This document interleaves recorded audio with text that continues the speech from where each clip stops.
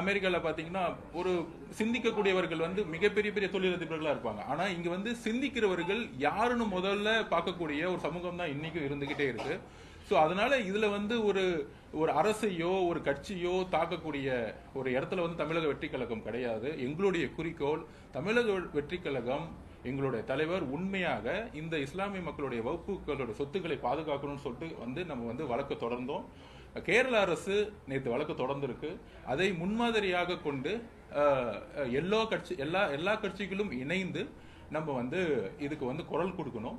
இது வந்து ரொம்ப பாசிட்டிவா வந்து நம்ம வந்து இதை அணுகணுமே தவிர இதை வந்து ஒரு ஓட் பேங்காவோ இல்ல வந்து இஸ்லாமிய மக்களுக்கு வந்து ஓட்டு வந்து மாறணும் அப்படிங்கிற கான்செப்ட்லாம் வந்து எங்களுக்கு கிடையாது. ஸோ இதுல வந்து ஒரு உண்மை இருக்கு. கேரளா எப்படி பினராயி விஜயன் சார் முதலமைச்சர் முடிவு பண்ணாரோ அதே மாதிரி மாண்புமிகு முதலமைச்சர் கூடிய விரைவில் முடிவு பண்ணுவாருங்கிற நம்பிக்கை எங்களுக்கு. எங்களுடைய கோரிக்கையை ஒரு எதிர்கட்சியில இருந்து நாங்க வந்து திமுக வந்து கட்சி சார்பா வந்து தாக்கல் பண்ணிருக்காங்க. இப்போ வந்து அரசு சார்பா பண்ண போகும்போது என்ன விதமான மாற்றங்கள் ஏற்படும் நீங்க நினைக்கிறீங்க? அதாவது ஒரு தனி மனிதன் இந்த கேஸ் வந்து ஒரு அரசியல் அமைப்பு சம்பந்தப்பட்டது, ஒரு கான்ஸ்டிடியூஷனுடைய அமெண்ட்மெண்ட் இது. அப்போ ஒரு தனி மனிதன் வந்து இந்த வழக்கில் இணைத்துக் கொள்வதற்கும் ஒரு கட்சிகள் இணைத்துக் கொள்வதற்கும் சில பேர் எம்பியா வந்து இணைச்சிருக்காங்க.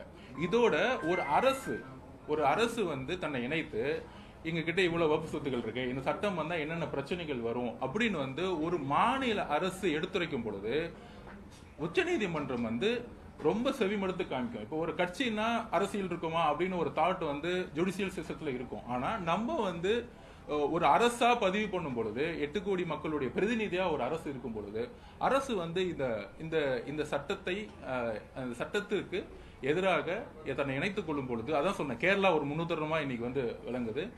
அதை இணைத்துக் கொள்ளும் பொழுது ஒரு பாசிட்டிவான ஒரு ரிப்போர்ட் வருங்கிறது. ஏன்னா முதல் நாள் எதிர்பார்க்கல யாருமே வந்து அந்த 2 செக்ஷன்ஸை வந்து நிப்பாட்டுவாங்கன்னு யாருமே எதிர்பார்க்கல. அந்த 2 செக்ஷன் தான் அடிப்படையா, அது அந்த அடிப்படையை வச்சுதான் வந்து இந்த சட்டமே வந்து இருக்கு. அந்த 2 செக்ஷனை நிப்பாட்டி வச்சிருக்காங்க. அதோட சேர்ந்து வந்து இந்த முஸ்லீம்ஸா இருக்கணும்னா பிராக்டிஸ் வந்து பண்ணணும் அப்படிங்கிற சிஸ்டத்தை வந்து உடைக்கணுங்கிறதுக்காக இதெல்லாம் சேர்ந்து தமிழக அரசு வந்து ஒரு கேஸ் ஃபைல் பண்ணி நிறைய பேர் இருக்காங்க. அண்ணன் வில்சன் அண்ணன் இருக்கிறாங்க, இளங்கோண்ணன் இருக்கிறாங்க.